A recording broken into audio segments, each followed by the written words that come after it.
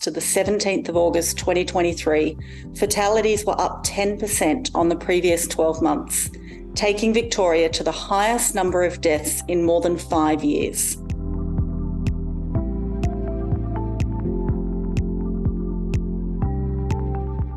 TAC claims involving hospitalisation in the 12 months to the 31st of January were down 6% on the previous year, which should be taken as good news.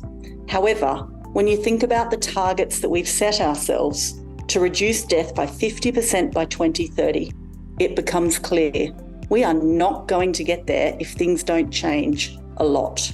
Enforcement is one side of the coin for behaviour change. There also has to be the campaigning around it. We know how to do this in Australia. We had a fantastic approach towards drink driving. And the thing that really reduced our drink driving levels was not RBTs, even though they're important. Enforcement is definitely important.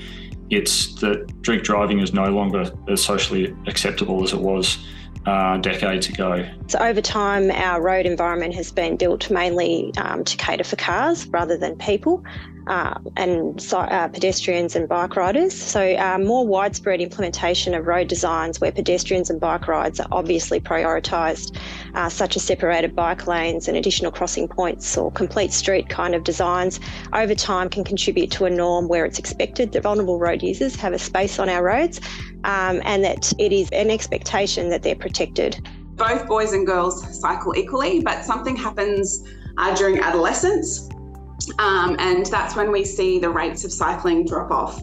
And that sort of continues through adulthood, where women are less likely to cycle. There's still a very strong belief around it being revenue raising with every new repercussion that kind of happens from the fines, from the cameras, from everything. There's still this belief that, it's about revenue rather than about safety. One of the biggest issues for us is that peripheral awareness, where if people don't look, if you're driving a truck, a lot of people in SUVs, if you don't want to hit a motorcycle, you need to look down, not sideways, because we actually don't appear in the rearview mirror of those. So there's, again, partially education, partially understanding, but I think a lot of it is about getting people to be aware.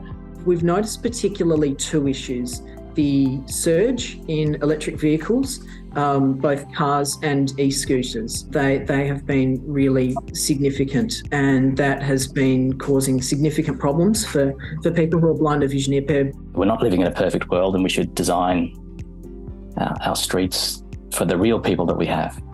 And similarly, you can have as many behaviour change programs or cultural change programs and advice training that you can have, but try that over and over again, it doesn't work. What we really need is changes to infrastructure, and we hold up the Netherlands as an example because it works. You can also go to Oslo or to Ghent in Belgium. These are all places where the physical environment has been changed and people have responded to that physical environment by changing their behaviour.